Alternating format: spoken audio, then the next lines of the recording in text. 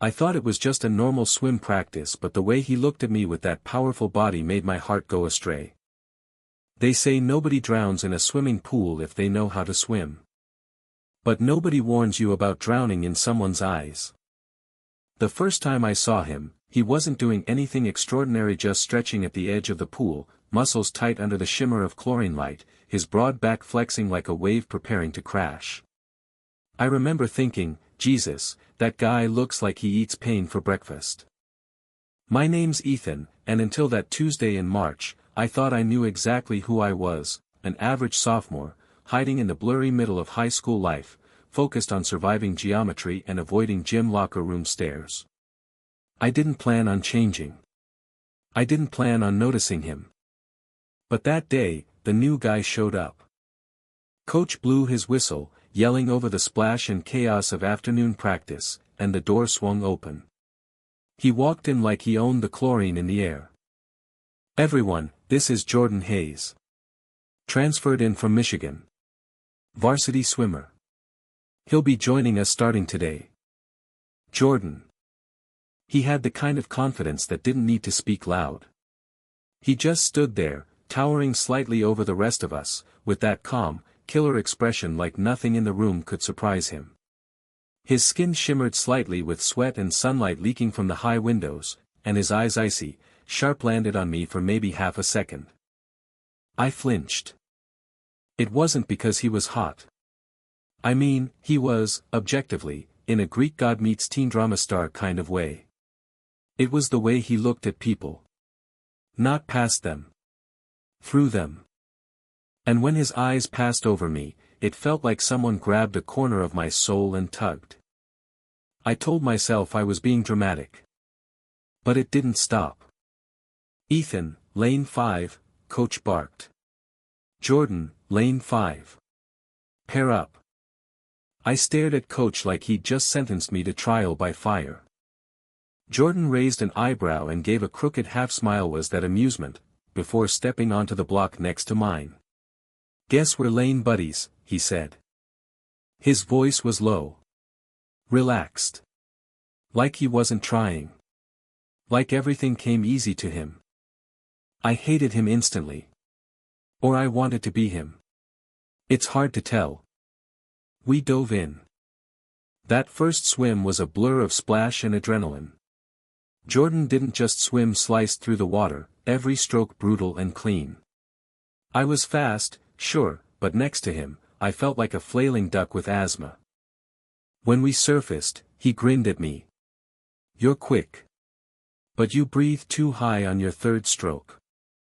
I blinked. Sorry. You lose speed when your head lifts too far, he said, water dripping from his lashes. Want me to show you? I hated that I nodded.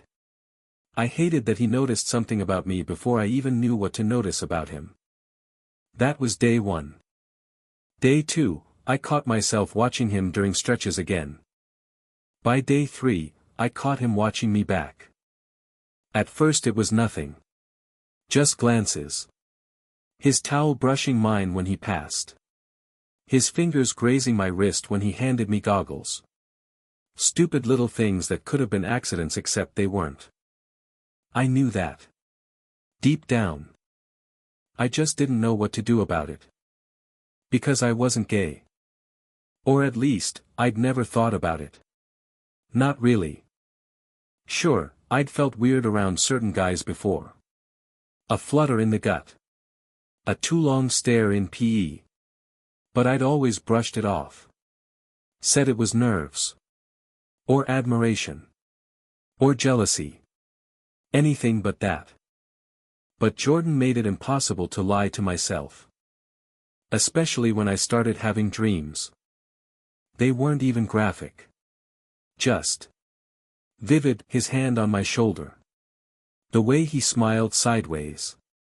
The heat of his breath when he leaned too close, explaining stroke techniques like the words themselves weren't important. The next morning, I avoided him like he was radioactive. Didn't work.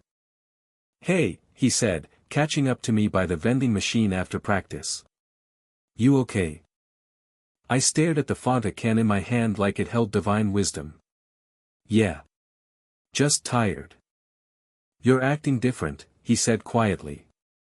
I stiffened. Different how? Jordan stepped closer. My chest tightened. Like you're running from something. His words weren't accusatory. They were gentle. Scary gentle. I couldn't handle that. I'm not running from anything, I snapped. He nodded slowly, but I saw it in his eyes she didn't believe me.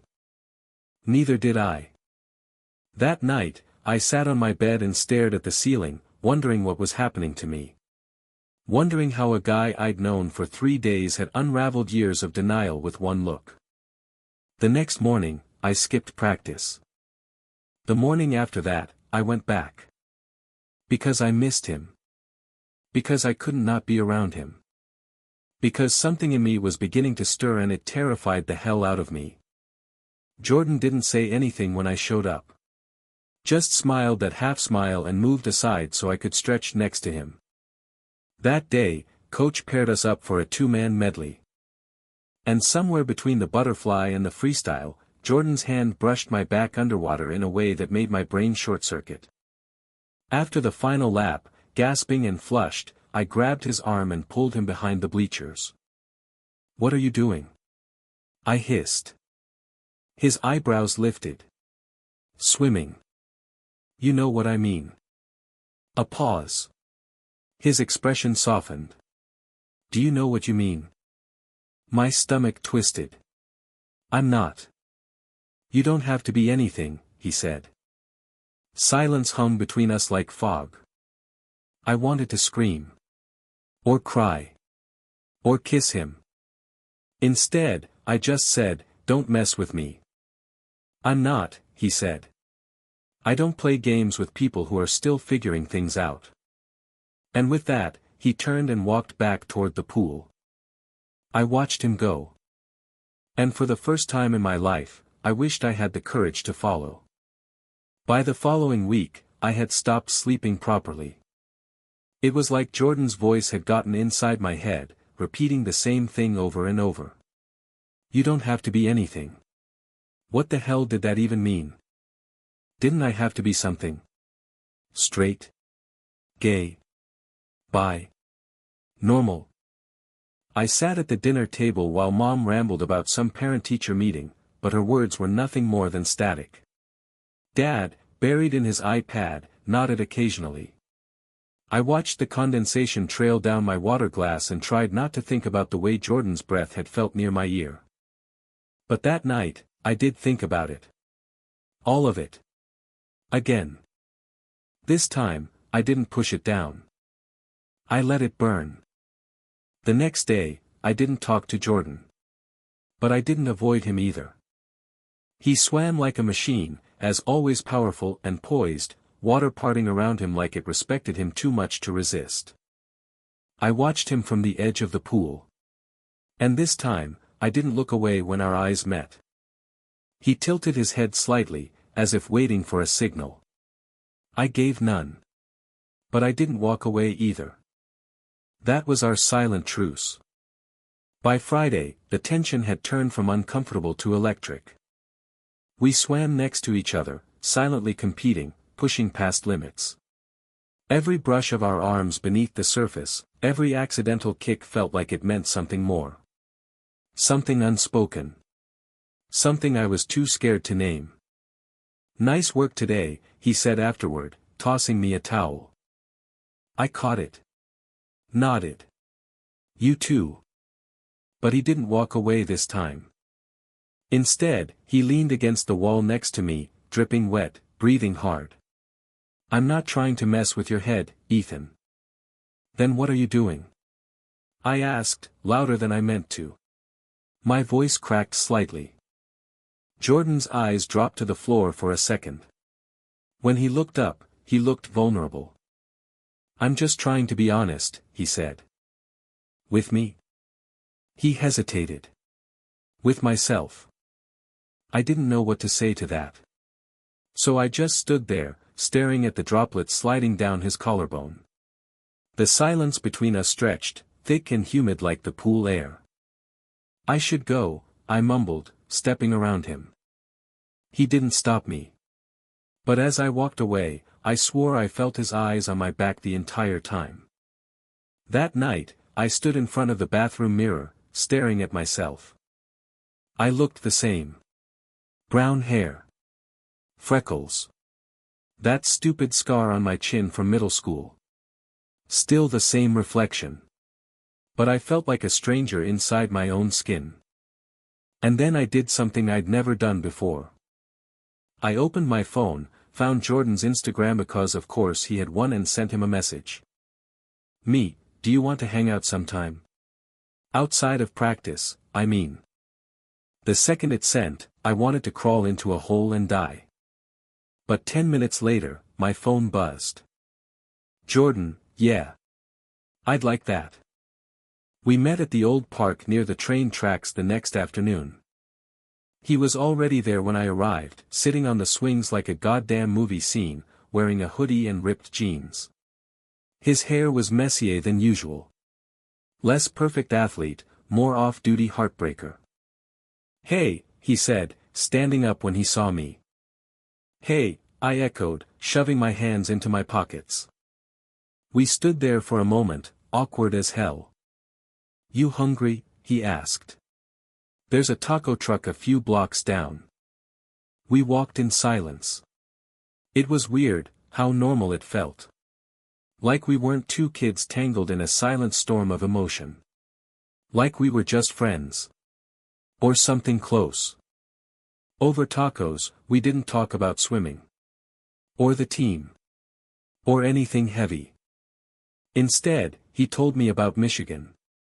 How his dad had gotten a new job, how he hated moving in the middle of the year. How he didn't miss the snow, though. I told him about my favorite diner. The one with the jukebox and the best milkshakes in town. He promised we'd go there next time. Next time. Those two words felt dangerous. But good. After we finished eating, we ended up walking back to the park. The sun was setting, casting golden light through the trees, and everything felt softer. Quieter. We sat on the swings again, barely moving. "I used to come here with my brother when I was little," I said. "You have a brother?" "Had." Jordan looked over at me, silent. "Car accident," I said. "A few years ago." He didn't say I'm sorry. He didn't have to. Instead, he just nodded and said, "That sucks." We sat there for a while. Then he asked, "Can I ask you something?" "Yeah." "Are you scared?" The question hit me like a sucker punch. I didn't ask what he meant. I knew. "Yeah," I said. He nodded, like he understood completely. "Me too." I looked at him then, really looked. He wasn't invincible. He wasn't immune to fear. He was just a kid, like me, trying to figure out who the hell he was supposed to be. And in that moment, I felt closer to him than I'd ever felt to anyone. When we stood up to leave, I reached for his hand without thinking. He didn't flinch. He just held it. Monday at practice, nothing was said. Not out loud.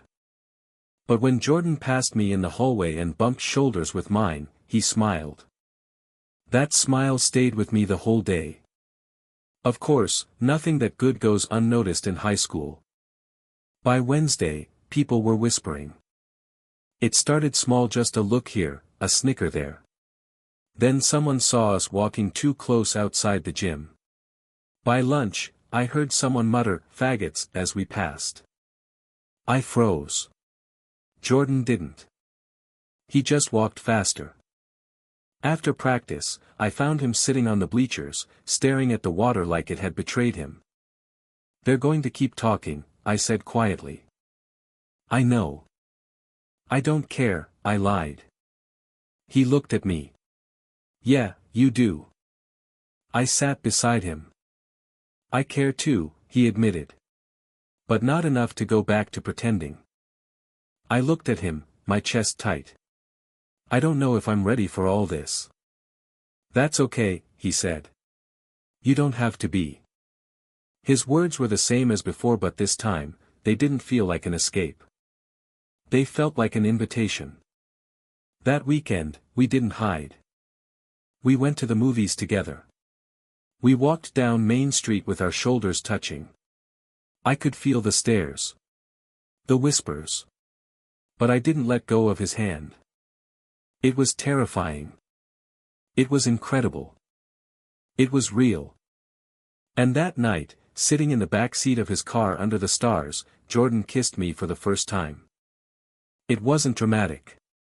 It wasn't fireworks or orchestras. It was soft. Shy. Warm. When we pulled away, he laughed under his breath. That was overdue. Shut up, I mumbled, but I was smiling too. It felt like something had finally clicked into place. Of course, nothing good lasts forever. Because Monday came. And with Ethel. It started with a photo. One blurry, badly lit picture of Jordan and me sitting in his car. My head tilted toward his. His hand on mine. Nothing happened in the picture. We weren't kissing. Weren't even touching much. But that didn't matter. Someone saw us. Someone snapped it. And by Monday morning, it was everywhere. First Snapchat. Then Instagram stories. Then group chats I wasn't even part of. By third period, it had its own meme format. When the swim team turns into the love boat. Guess chlorine makes you catch feelings now. I didn't go to lunch that day. I hid in the band room, pretending to help set up for a spring concert I wasn't part of. My phone buzzed non-stop. Some messages were from classmates. Some were from numbers I didn't recognize. EW bro WTF.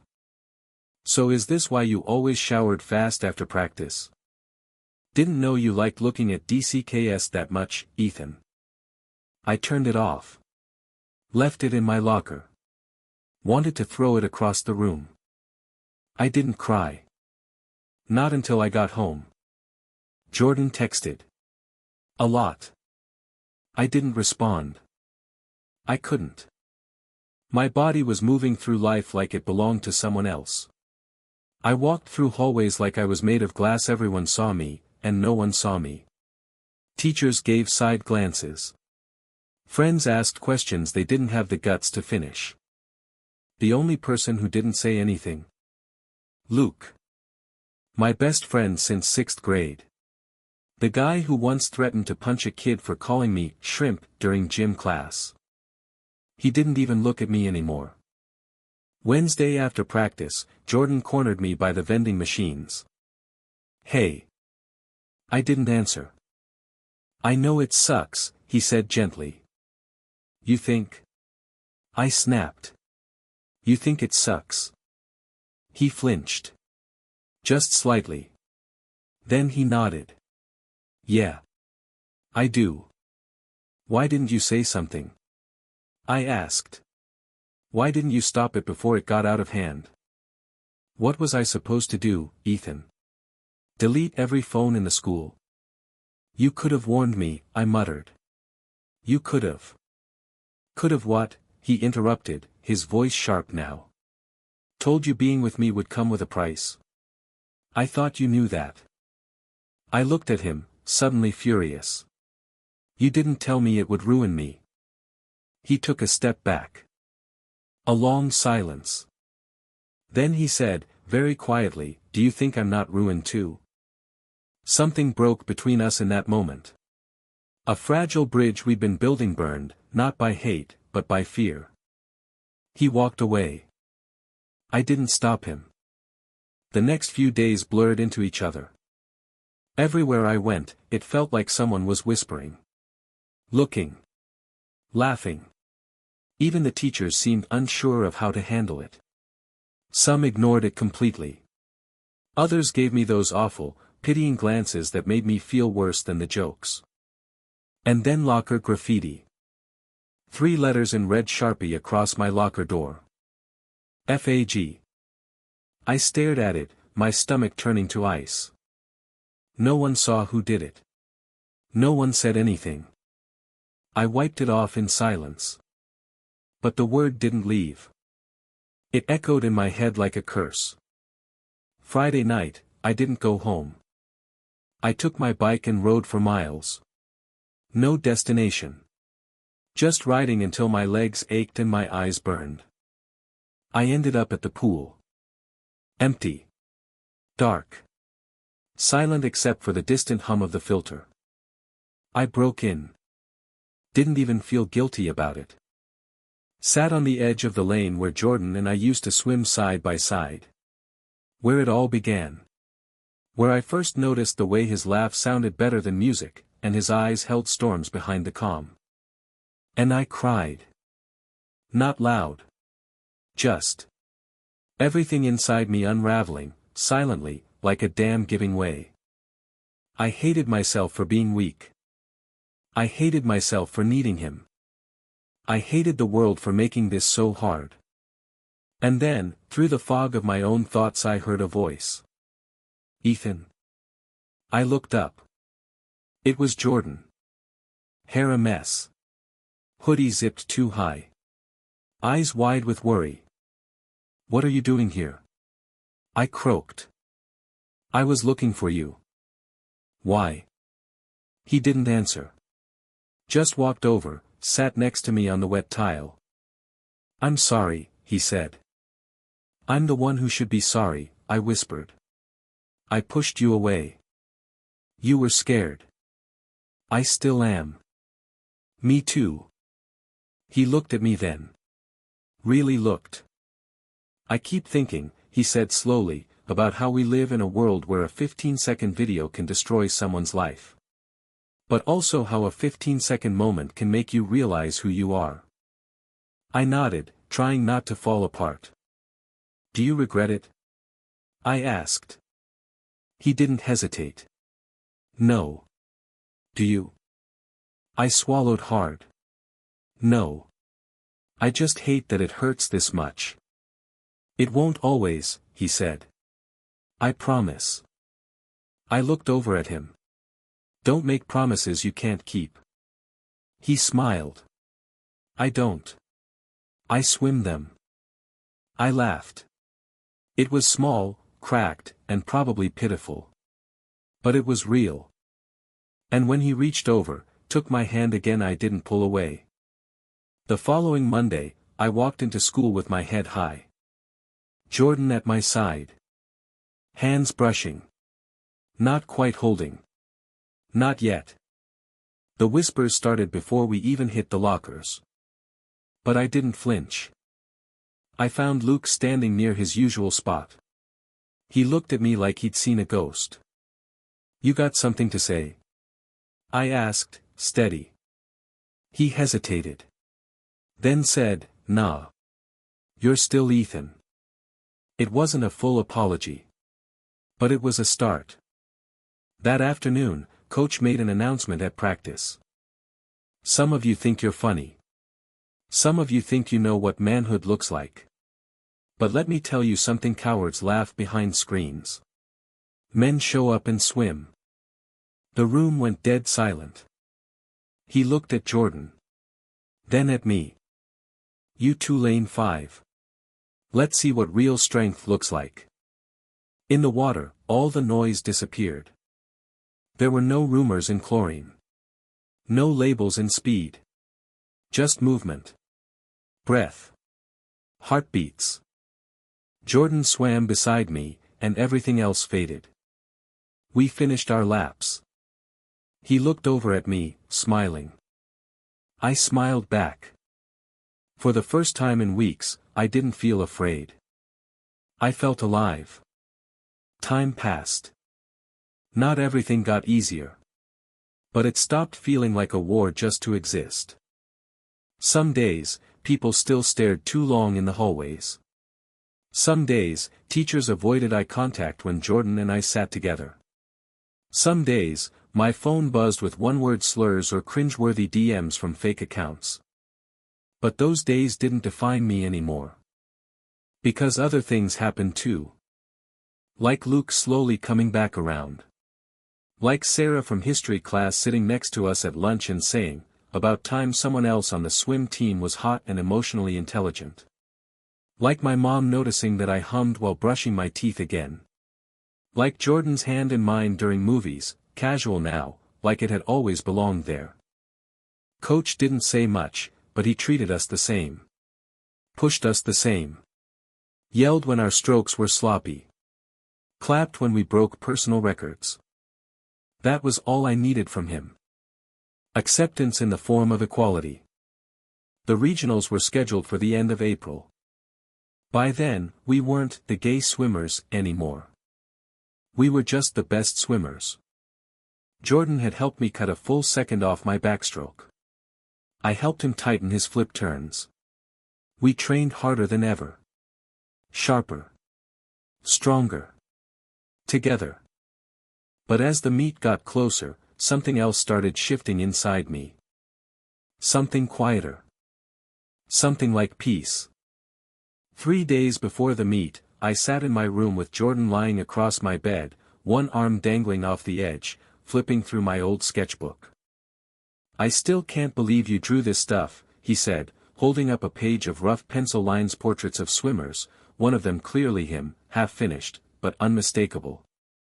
I shrugged, embarrassed. "Just messing around." He looked over at me. "It's amazing." I rolled my eyes. "It's barely okay." He grinned. "You're terrible at taking compliments. And you're terrible at hiding when you're nervous," I shot back. He laughed softly, the kind of laugh that never failed to melt me. "I'm not nervous. You've been stretching every 10 minutes like your limbs are going to fall off. I'm excited. That's different." I smiled, but something inside me ached. "Jordan," I said, more serious now. "You don't regret anything, do you?" His face softened. "Not a single thing." I swallowed. "Even with everything that happened?" "Especially with everything that happened." He moved over, sitting up beside me. "You know what I used to be scared of the most?" I shook my head. "Being seen," he said. "Really seen. Not just as some athlete, or the guy who's good in the water. But me. The stuff people don't clap for." I looked into his eyes and saw it all there, the fear, the bravery, the moments in between. "I see you," I whispered. "I know," he said. "That's why I love you." My breath caught. Neither of us moved. He'd said it. So casually. So clearly. Like it wasn't even a question. Like love had always been where we were heading. "Say it back," he teased, nudging my foot. I smirked. "Make me." He grinned. "Win regionals with me." The day of the meet, the air was electric. The bleachers were packed.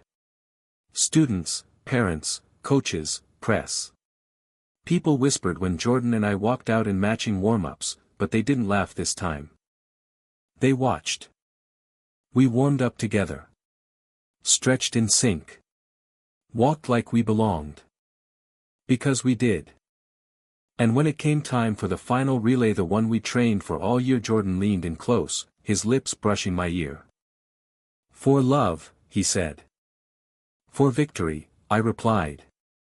And we dove. Every stroke was fire. Every breath, a song. It didn't matter that people once mocked us. It didn't matter who saw us now. All that mattered was the water, and him beside me. We hit the final wall a full second ahead of the other teams. And the place erupted. On the podium, medals around our necks, cameras flashing, Jordan turned to me. "Now say it," he grinned. So I did. "I love you." Not in a whisper. Not in secret. I said it loud enough for the whole world to hear. Life after that wasn't perfect. There were still moments of ignorance. Still people who didn't understand, or didn't want to understand. Still awkward Thanksgiving dinners where uncles avoided eye contact and cousins asked dumb questions. But there was also joy. There were late-night swims under the stars. College acceptance letters. Pride flags hung quietly in the window of the local diner. Friends who stood up for us without being asked. There was growth. And most of all there was us. Two boys who met in a pool, who found themselves in each other's reflection, and who dared to love in the open when the world wanted them to drown. We didn't drown. We rose.